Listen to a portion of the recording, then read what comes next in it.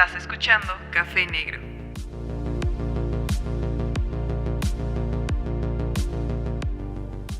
Buenas. Antes de hablar del robo y de todas las locuras que hay por en medio, me gustaría hacer un pequeño repaso de cómo es que llegamos aquí, ¿no? O sea, cómo es que existe la Copa del Mundo para empezar. Cómo es que cada 4 años el mundo se paraliza por un mes para ver los partidos, para apoyar a tu país, para ver al menos la final, si es que no te gusta nada el fútbol. Y todo esto nos obliga a viajar en el tiempo unos cuantos años. Bueno, quien dice unos cuantos años dice más de un siglo, pero confía en mí. Vamos a viajar a 1873 a una región francesa llamado Alto Savoia. Ahí es donde nace Jules Rimet. Jules es una persona muy inteligente, muy ambiciosa y con una obvia obsesión con el fútbol. Desde pequeño siempre amó el deporte, aunque que sepamos no es como que lo haya practicado demasiado, al menos a nivel semiprofesional. Se graduó como abogado, suponemos más que nada por presión familiar, porque seguramente en 1800 era como decir que te querías volver futbolista, el equivalente a decir que hoy te quieres dedicar a tradear NFTs o ser TikToker. Y pues, aunque realmente sí se graduó como abogado y sí ejerció y sí trabajó en el área, se puede decir que más que nada toda su vida estaba rodeando al deporte, específicamente al fútbol. De hecho, en marzo de 1897, más o menos a los 24 años, se reunió con unos cuantos amigos, en lo que supongo que fue una grandísima peda, para fundar el club Red Star, que por cierto, dato curioso, aún existe y se encuentra en la cuarta posición de la segunda división francesa. Y este mismo club, el cual fundó con sus amigos, él lo presidió durante 13 años. Durante estos 13 años al parecer hizo un gran trabajo. Al parecer se demostró que él sabía lo que estaba haciendo y hizo bastantes contactos. Porque después de ese periodo de 13 años, bueno, una buena chamba hizo. O sea, el club más o menos 130 años después sigue existiendo y encima está en segunda división, ¿sabes? O sea, no está en quinta olvidada de la mano del señor. Entonces, después de esos 13 años en los que él estuvo chambeando, en 1910 fue uno de los fundadores y fue el primer presidente de la Ligue de Football Association, que se integró en el Comité Francois Interfédéral, o algo así. 9 años después, dicho comité se transformó en la Federación Francesa de Fútbol, o la FUF, o la FFF, para los que se toman esto más en serio. Ahora, explicando un poquito qué pasó, resulta que él fundó la Comisión Francesa de Fútbol, la Asociación de Fútbol de Liga, que se terminó anexando a el Comité Francés Interfederal, que es como que un organismo que manejaba más o menos todos los deportes importantes en el país y que se centraba más que nada en el deporte olímpico. Y cuando el fútbol comenzó a ganar presencia, comenzó a ganar importancia, pues el comité se separa y se termina convirtiendo en puesto que les llamo la FFF. Rimet presidió la FFF, o sea, la Federación de Fútbol Francesa, desde 1919 hasta 1942. O sea, hasta que ocuparon Francia, hasta que la Alemania del señor del bigote ocupó Francia, este señor no dejó de chambear, o sea, así de duro amaba el fútbol. Entonces, cuando él estaba en el proceso de fundar la Federación Francesa de Fútbol, la FIFA estaba como que buscando representantes de todos los países. Y pues al ver la chamba que estaba haciendo este hombre, que estaba totalmente loco, le hablan para volverse el representante francés ante la FIFA. En 1921, al mismo tiempo que estaba dirigiendo la FFF, fue designado presidente de la FIFA como tal. Ahora, la situación estaba jodida para la FIFA, porque al final de cuentas la FIFA es un organismo que hace muchísimas cosas, organiza un montón de eventos, es responsable de un montón de cosas, pero tienen que tener en cuenta que esto es 1920, o sea, realmente la Copa del Mundo no existía, la UEFA no existía, los viajes entre continentes eran una locura logística, entonces realmente no es como que tuviera un gran control alrededor del mundo, simplemente era una especie de grupo europeo vanagloriado Y realmente los países europeos tampoco es como que tuvieran la necesidad de unirse a la FIFA, porque como les digo, no existía la UEFA, no existía la Copa. Realmente si te unías a la FIFA era más que nada para adoptar el reglamento estándar y unirse a diferentes torneos que organizaba la FIFA, pero tampoco eran demasiados y encima las ligas estaban muy encerradas en sí mismas, por lo cual la FIFA era un poco inútil. Y el punto en donde llegó Jules, estaba bastante jodida la situación y de hecho la FIFA estaba a punto de disolverse. Entonces Jules llega a la FIFA en este momento tan jodido, tan desesperado, y él, como la auténtica cabra que era, se da cuenta rápidamente del problema. Se da cuenta de que realmente la FIFA no tiene una razón real de existir más allá de organizar una serie de pequeños partidos y de pequeños torneos. Y dice, ok, ¿cómo arreglamos esto? Lo más lógico para él fue acercarse al Comité Olímpico de Verano, que estaba, o sea, se acercó al Comité Olímpico y les dijo, oigan, ¿qué les parece? Sí, o sea, él promovió las primeras ocasiones donde el fútbol fue tomado en cuenta para los Juegos Olímpicos de Verano, y al darse cuenta de que la participación del fútbol en los Juegos Olímpicos, oye, pues funcionaba muy bien, la gente parecía interesada y realmente varios países en Europa comenzaban a formar una cultura alrededor del fútbol, se le ocurrió la idea de crear una Copa Mundial de Fútbol como un gran torneo internacional, ¿no? Entonces él comenzó a mover todos los contactos, comenzó a organizar todo el pedo. O sea, realmente él hizo una gran cantidad de trabajo para que esto funcionara. Movió bastantes hilos que conoció durante su etapa trabajando para que el fútbol fuera tomado en cuenta para los Juegos Olímpicos. Y así es como el primer mundial de fútbol se llevó a cabo en 1928. Entonces, hablando del trofeo, Jules le decidió encargar la copa al escultor francés Abet Lafleur, pues, que realizó una estatuilla de 35 centímetros de alto y 3.8 kilogramos. Con, básicamente, el trofeo es bastante bonito. Es una base de lapislázuli con una figura femenina. Bueno, con dos figuras femeninas que hacen referencia a Nike, la diosa griega de la victoria, o una marca de tenis. Depende de qué tanta cultura tenga, supongo. Por ese mismo motivo de que el trofeo está basado en Nike, el escultor decidió llamar a la copa como la diosa de la victoria. Entonces, algo muy importante aquí es que en este periodo de tiempo, ya cuando la copa ya había sido diseñada, se incluyó en las reglas de los mundiales que la selección que ganara el torneo 3 veces se quedaría con el trofeo para toda la posteridad. Entonces, eso es muy, muy, muy importante para después. Luego ya les explico por qué. Entonces, los mundiales se fueron llevando a cabo. La verdad es que fueron un total éxito. Realmente Jules acertó en su idea de que el fútbol tenía potencial para volverse un deporte internacional y que podría tener éxito el hecho de hacer competir a selecciones nacionales entre ellas, hasta que el torneo se vio interrumpido por la Segunda Guerra Mundial.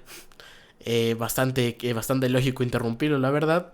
Y como dato curioso, durante la Segunda Guerra Mundial el trofeo estaba en posesión de Italia, que fue la campeona del 38.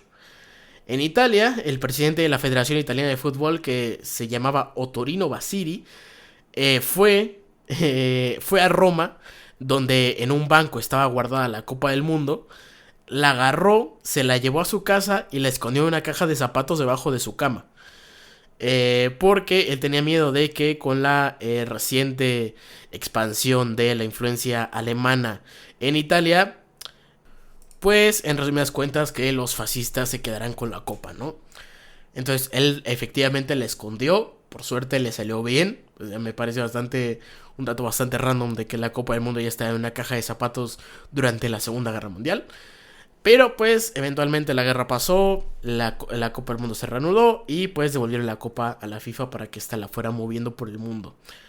Ahora, es importante destacar que en 1946, después de muchos años como presidente, más de 20 años, el trofeo de la Copa del Mundo fue bautizado con el nombre Jules Rimet, en honor pues a la persona que creó o que propuso la idea de la Copa Mundial. Y pues la persona de la que seguramente se debe a que el fútbol a día de hoy sea tan relevante a nivel internacional. O sea, realmente este tipo fue la puta cabra de la FIFA. O sea, durante su periodo se fundó la UEFA. Él propuso la idea de la creación de la Copa del Mundo. Bajo su dirección se hicieron las primeras copas que fueron un exitazo. Y pues se encargó de un montón de cositas en un montón de países diferentes que llegaron a que Europa se consolidara como una potencia futbolística. O sea, realmente, si eres fan del fútbol, puedes no ser fan de la FIFA porque es una organización increíblemente horrible. Pero pues puedes ser fan de este señor que al final de cuentas tuvo un montón de pasión por lo que hacía. Tanto fue su importancia para la Europa de los 1900 que en 1955 fue nominado para el Premio Nobel de la Paz. Pero por cuestiones de la vida, ese premio no fue entregado ese año, ni el siguiente, o sea, ni el 55 ni el 56. Ahora, hay como que mucha leyenda urbana alrededor de esto. Hay un montón de personas que son nominadas al Premio Nobel de la Paz. Y luego de ahí como que se van filtrando hasta que queda una serie muy pequeña de seleccionados, que de ahí es donde sale el ganador. Ahora, el comité del Premio Nobel puede decidir vetar la elección de vamos a decirlo, pues sí, de un ganador. O sea, ellos pueden decir, ¿sabes qué? Nadie va a ganar. Esto lo hacen cuando creen que no hay nadie suficientemente digno de ganar el premio. Lo cual me parece muy irónico, hablando específicamente del Premio Nobel de la Paz, porque ese premio en específico le ha sido entregada a una cantidad enorme de personas horribles. Pero este no es un podcast político, este es un podcast de historias y ahora estamos hablando de furbo. Entonces, Jules Rimet terminó falleciendo en la ciudad suiza de Berna en 1956. En paz descanse. Curiosamente, 10 años después del fallecimiento de Rimet, en el 66, y cuando se estaba organizando, cuando se estaba a punto de llevar a cabo la Copa Mundial en Inglaterra, es cuando, pues, como siempre, y esto también es un dato que me sorprendió, yo no sabía esto, pero cuando lo pensé tiene mucho sentido. Resulta que cuando es el Mundial, no es como que el país que gana se lleve la copa, sino como que la copa original permanece en la sede de la FIFA. Y sale en ocasiones muy especiales como en la premiación o la inauguración. Es cuando realmente sale la copa original. Y sí tiene mucho sentido. Y seguramente es algo que tiene aún más sentido después de que te comente lo que pasó. Entonces, resulta que la FIFA le da la copa a la FA, a la Football Association, que es como el organismo máximo de fútbol en Inglaterra, en enero del 66. Les da la copa para que la tengan en la sede de la FA, para que la cuiden, para que le tomen fotos, para que hagan publicidad, etcétera, etcétera, ¿no? O sea, a final de cuentas, si ellos son el país que lo organiza, pues es importante que, pues la tengan, ¿no? Entonces, como les cuento, en enero de ese año, la FA tomó posesión de la copa y permaneció en la sede de esta asociación, que es en Lancaster Gate, que pues es un lugar en Londres. Ahora, aunque se suponía que la copa debía permanecer casi todo el tiempo en la sede y solo permitía salir en momentos muy específicos, también se permitía dejar la sede para visitar lugares públicos, para pues de nuevo promover, hacer publicidad, etcétera, etcétera. Ahora, la FIFA, perdón, era muy específica con las cosas que pedían para para que la copa salga de la sede de la FA, ¿no? Entonces, ¿qué es lo que pasó? Más o menos en febrero, la compañía de estampillas, durísimo por cierto, ser una compañía de estampillas, Stanley Gibbons pidió permiso para presentarla en una conferencia conmemorativa y pues la FA aceptó. Y aquí es cuando volvemos a lo que les comenté de que para darles la copa tenían que cumplir con una lista de requisitos muy específica. La lista era la siguiente: la copa debía transportarse por una compañía de seguridad reputada, ¿no? O sea, una compañía de seguridad importante. Debía estar en una caja de cristal macizo, o sea, de cristal resistente a balas. Y un guardia debía estar al lado del trofeo día y noche 24/7.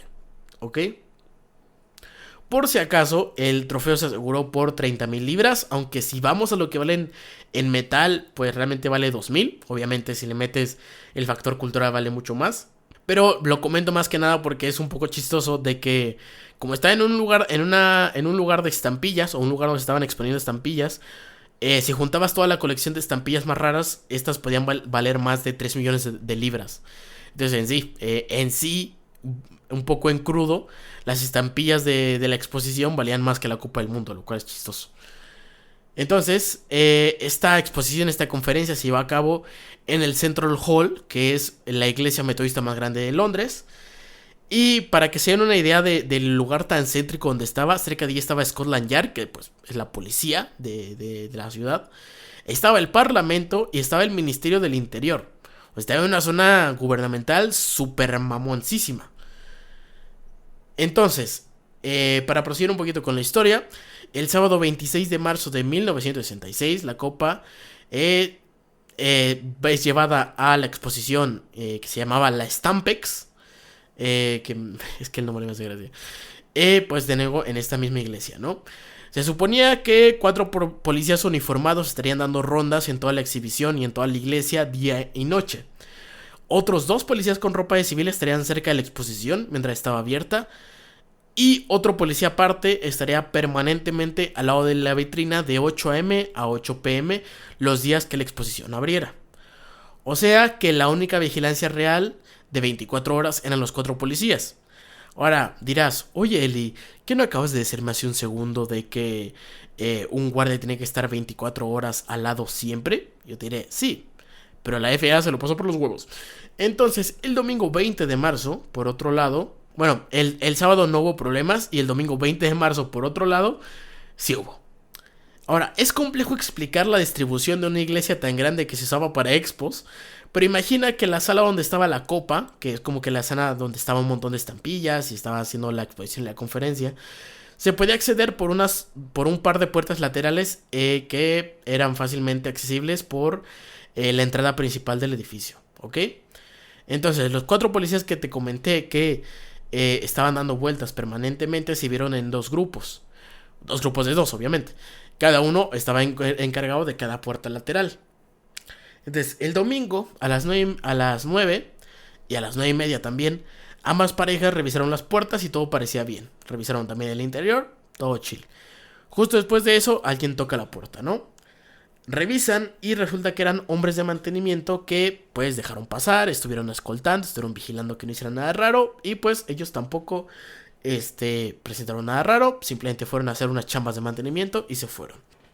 Ahora, una cosa que hay que mencionar que es muy importante es que es domingo, ¿no? Y la expo se está llevando a cabo en una iglesia. Eso significa que pues debajo del sitio donde estaban, o sea, ellos estaban como en el primer piso y en la planta baja estaban haciendo pues su servicio de domingo de toda la vida, ¿no?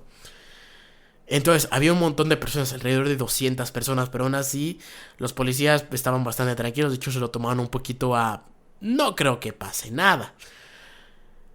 Estuvieron revisando bastante la copa.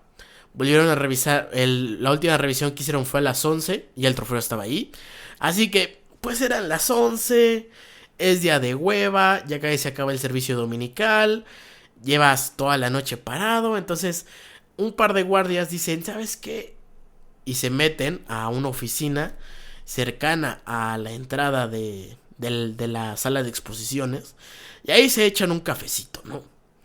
Por otro lado, más o menos al mismo tiempo que estos 2 guardias estaban echando su café, otro guardia, o sea, la otra parejita, fue al baño, que también estaban cerca de las puertas de la expo por obvios motivos. Y esto es un dato importante para después. Recuerdo haber visto un tipo llamando por un teléfono público cerca de los baños.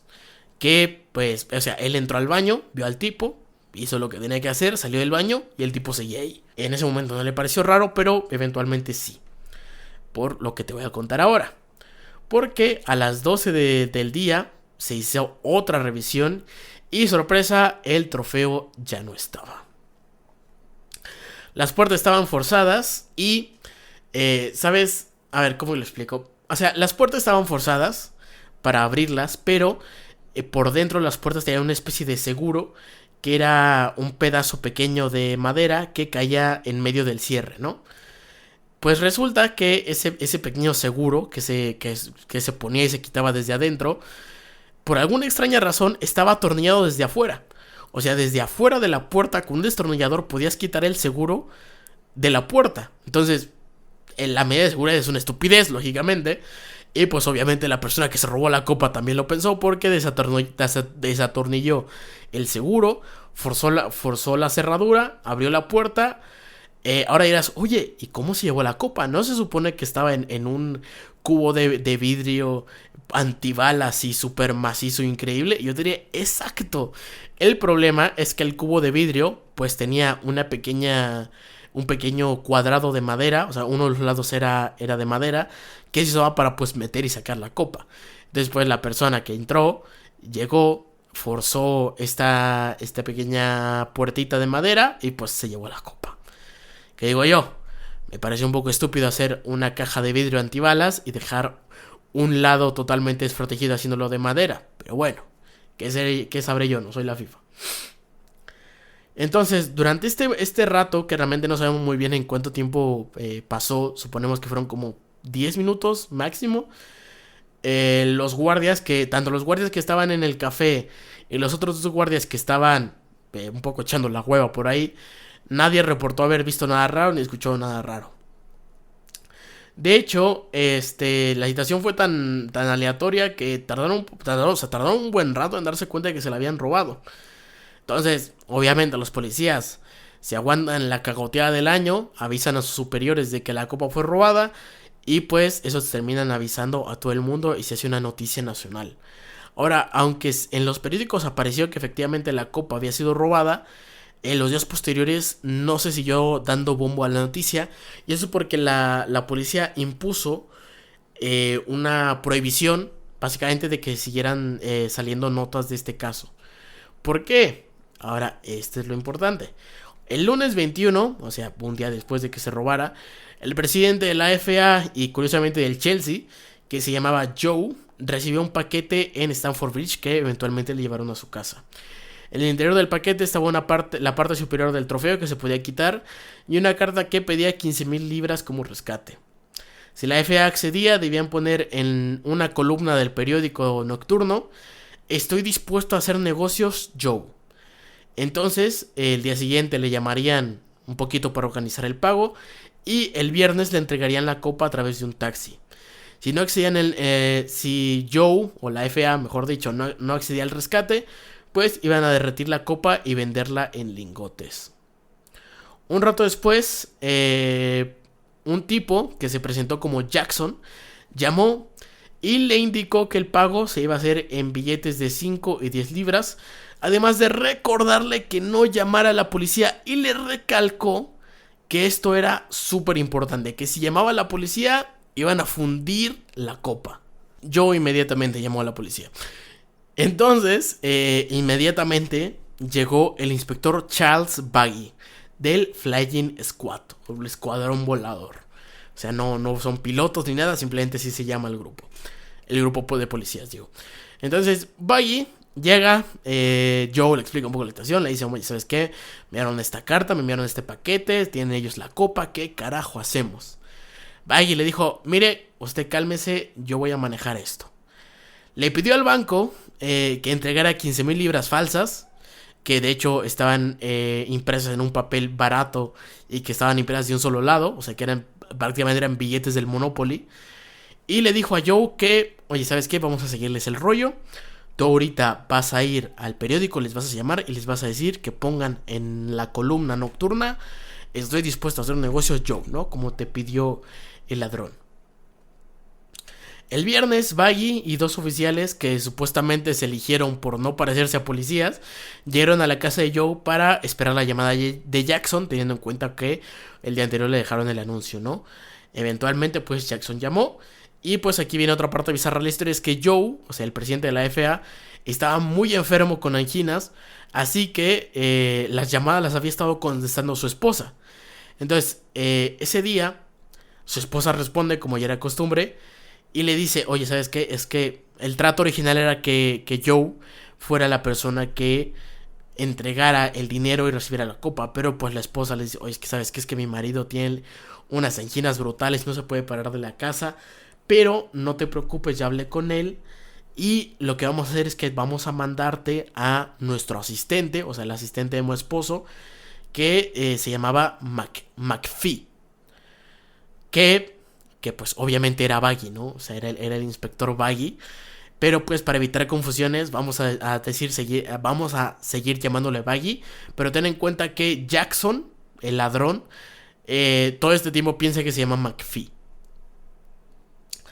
El ladrón Jackson como que dice, pero es que no habíamos quedado en eso. Y hace un poquito de guerra. Al final no quiere, pero parece que sí quiere, pero parece que no quiere. Para saltarnos un poco la morralla, eventualmente se dio y dijo, ¿sabes qué? Ven al parque Battersea en South London, ¿no? Entonces, Baggy dice, ok, perfecto. Toma el coche de Joe, muy importante, y conduce hasta allí. Ahora, a la vez que está conduciendo en esa dirección, lo están siguiendo un montón de vehículos civiles que obviamente son de la policía. Entre ellos hay una van, hay un coche de 4 puertas que lo están conduciendo una supuesta pareja, y otro coche pequeño similar que lo está conduciendo un solo hombre. Al llegar al parque, Bucky se estaciona, analiza un poco la zona y es donde ve a Jackson. Jackson se acerca, dice, oye, como citarían décadas después Drake y Josh diría, ¿y los billetes? A lo que Baggy le muestra una maleta llena de billetes. Intenta mostrársela de lejito y un poquito rápido para que no se dé cuenta que son billetes del Monopoly. Pero le dice, ¿sabes qué? No te voy a dar ni un centavo hasta que no me des la copa. Jackson dice, ok, mira, ¿sabes qué? Vamos a hacer esto. Tú bájate de ese coche, vamos al mío y tú lo manejas. Yo te voy guiando hasta que lleguemos a otra parte alejada del parque. Ahí pues tengo el trofeo guardado, lo recojo, te lo doy y tú me das el dinero. Al final de cuentas Baggy acepta porque pues sabe que lo están vigilando 4 coches, lo están siguiendo de todos lados. Y pues el mismo Jackson le dijo, ¿sabes qué? Si desconfías, me puedes revisar de que no tengo ningún arma ni nada. Entonces al cerciorarse de eso, al final el inspector acepta y dice, ¿sabes qué? Ok, vamos a hacerlo a tu rollo. Se sube al coche de Jackson y comienza a manejar. Durante todo el trayecto, que duró unos minutos, una van en la que iban 2 policías los iba siguiendo. Cuando Jackson lo notó, porque estaba bastante paranoico, y no lo culpo porque al final de cuentas estaba haciendo una transacción de la Copa del Mundo que estaba secuestrada, se asusta y le dice a Jackson de que comienza a moverse rápido porque ese modelo de van es uno que el Flying Squad usaba en operaciones encubiertas. Que de hecho sí, no sé muy bien cómo tuvo esa información, pero el tipo la olió desde kilómetros de distancia. Buggy mantuvo el papel y se hizo güey, manejando más rápido para perderlos de vista hasta que llegaron al sitio deteniéndose en un semáforo. Jackson salió y le dijo a Baggy que esperara unos 5 minutos en lo que él recogía el trofeo. A la vez, la van que los estaba persiguiendo se frenó justo al frente de Jackson mientras este se bajaba del coche. Este lo esquivó y se perdió de la vista. O sea, se paran en un lateral de una calle, en un semáforo. Al mismo tiempo que Jackson está bajando, la van mete un frenón para estacionarse justo delante de ellos. Jackson como que de la impresión se mueve un poquito al lateral, ¿no? Y pues comienza a caminar hasta que Baggy lo pierde de vista, ¿no? Por si no entendieron la situación, que es un poco confusa. Baggy en ese momento dice, ok, ya lo tenemos. Comienza a bajarse del coche para comenzar a seguirlo hasta que esté en una situación un poquito más vulnerable para efectuar el arresto. Pero mientras este se iba bajando, Jackson estaba regresando porque la van lo estaba culeando muchísimo y tenía muchísimo miedo. Entonces se está dando la vuelta, está como que regresándose súper asustado. Se encuentra a Baggy bajándose y le dice, oye, ¿qué estás haciendo? Baggy entonces aplica la técnica de hacerse güey otra vez y le dice de que iba a ir atrás de él porque la van le estaba dando miedo. O sea, Baggy se metió en el papel de que él pensaba que Jackson había traído a la van y que en la van habían ladrones que en el momento donde Jackson lo dejara solo iban a saltar sobre su coche y se iban a llevar el maletín. Jackson les dijo, no, no, ¿cómo crees? Y Baggy le dijo, mira, ¿sabes qué? ¿Qué te parece esto? Vamos a subirnos al coche, vamos a hacernos en dirección contraria a la van. Aunque quedemos un poquito más lejos de donde está la copa, no te preocupes, o sea, yo te espero. Tú tarda lo que tengas que tardar en ir, me la regresas, te doy el dinero y ¿sabes qué? Nadie conoce a nadie. Jackson lo duda y dice, ¿sabes qué? Está bien, se sube al coche y comienzan a acelerar. Un par de segundos después de que el trayecto comenzara, Jackson dijo, ¡me voy! O sea, como que estaban hablando, estaban como que comentando ese plan.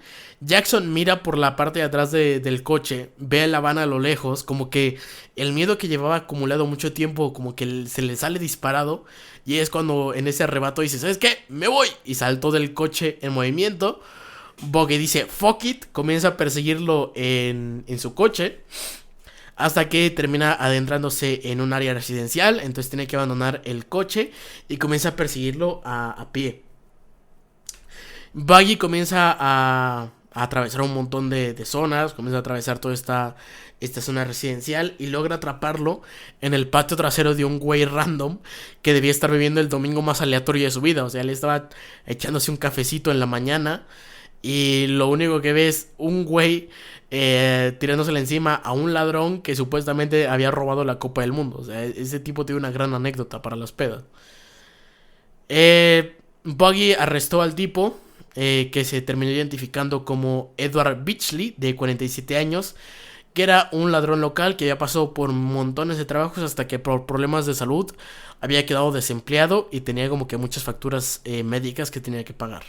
En el interrogatorio se reveló que Edward no tenía ni idea de dónde estaba la copa y que no la había robado, pero le juró a la policía que si lo soltaban se la regresaba. Obviamente la policía no se lo creyó y esto nunca pasó, pero pues valía la pena el intento, ¿no? Chicle y pega. Edward siguió negando robar la copa, contando que estaba trabajando para un hombre al que él conocía como el polaco, que le ofreció 500 libras por hacer de intermediario. La policía como que se lo estaba creyendo, o sea, como que lo veía como algo posible, porque al final de cuentas este tipo era un buscavidas miserable de toda la vida. Hasta que una señora que había ido a la iglesia ese día, porque recordemos que el día que robaron la copa era domingo, estaba caminando por el pasillo principal que llevaba al hall, o sea, que llevaba a la zona principal de la iglesia, y ahí es donde vio al tipo del teléfono. Al tipo del teléfono que vio el guardia de seguridad en los baños. Y esta señora lo reconoció.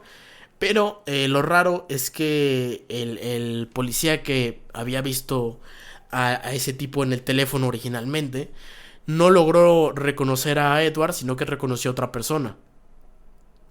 Ahora, esto nos dice que hay de dos sopas. Realmente la primera señora se equivocó, que pues es posible, pero yo lo vería raro. O la segunda opción, que es como la que se creyó la policía, de que efectivamente la señora había visto a esta persona y que el guardia de seguridad había visto a otra persona. O sea, que en realidad eran dos ladrones. Lo cual tendría sentido porque efectuar todo el robo siendo una sola persona, aunque posible, pues estaría bastante jodido, ¿no? Ahora, realmente, después de atrapar a Edward, se hizo todo este interrogatorio y fue como de, ok, ¿dónde está la copa? Y Edward siempre decía, no sé, no sé, no sé, no sé y no sé. Entonces la policía dijo, mira, ¿sabes qué? Seguramente está haciendo güey, vamos a seguir presionándolo, vamos a seguir amenazándolo, vamos a seguir interrogándolo. Y eventualmente, por pura presión, ¿sabes qué? Va a decir, sí, yo la tengo, la está en tal lugar, ¿no? Entonces la policía realmente no estaba muy preocupada por dónde estaba la copa. Y esa misma noche, el domingo 27 de marzo, un barquero que pues se dedicaba a mover barcos en el Támesis, que tenía 26 años en ese momento, que tenía el nombre Corbett, salió de su casa en Beulah Hill, al sur de Londres, alrededor de las 9 de la noche para hacer una llamada en un teléfono público. También decidió llevarse a su perro Pickles, o sea, Pepinillos, un perro de raza mixta, de blanco y negro de 1 año, que es una cosa totalmente hermosa y adorable, que les estoy poniendo una foto porque es precioso el desgraciado, para que hiciera un poquito de ejercicio.